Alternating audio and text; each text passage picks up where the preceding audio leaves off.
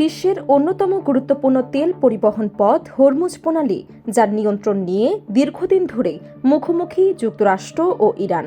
এবার সেই উত্তেজনায় নতুন মোড়।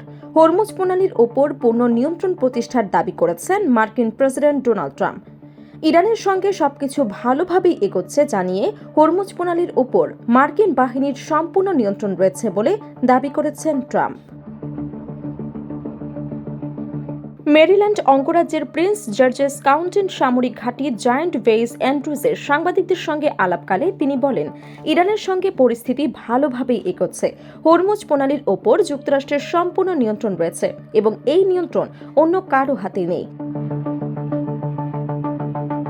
এ সময় মার্কিন নৌবাহিনীর সক্ষমতারও প্রশংসা করেছেন ট্রাম্প। তিনি বলেন, যুক্তরাষ্ট্রের নৌবাহিনী অত্যন্ত শক্তিশালী এবং দেশের জন্য সবকিছুই ভালোভাবে এগিয়ে যাচ্ছে।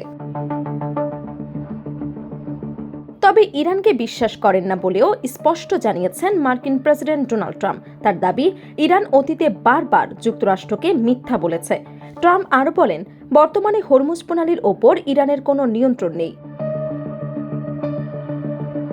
এদিকে ট্রাম্পের এই মন্তব্য এমন সময় এলো যখন হরমুজ প্রণালীকে ঘিরে যুক্তরাষ্ট্র এবং ইরানের মধ্যে কূটনৈতিক তৎপরতা চলছে। দুই দেশই সরাসরি সংঘাত এড়িয়ে একটি সমঝোতায় পৌঁছানোর চেষ্টা করছে।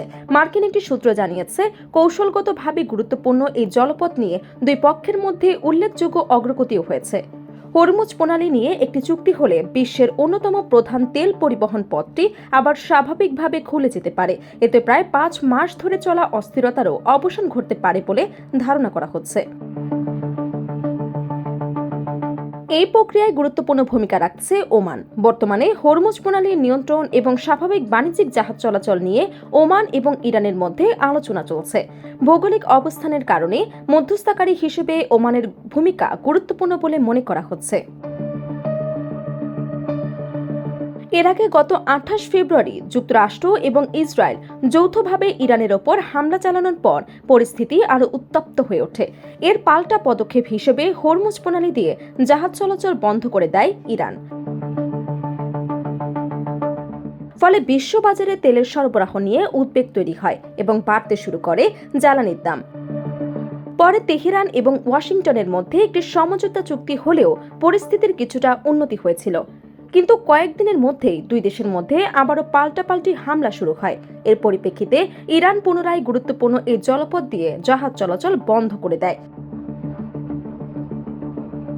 এদিকে হরমুজ প্রণালী শিগগিরই খুলবে কিনা তা নিয়ে অনিশ্চয়তার মধ্যেই আন্তর্জাতিক বাজারে বেড়েছে অপরিশোধিত তেলের দাম।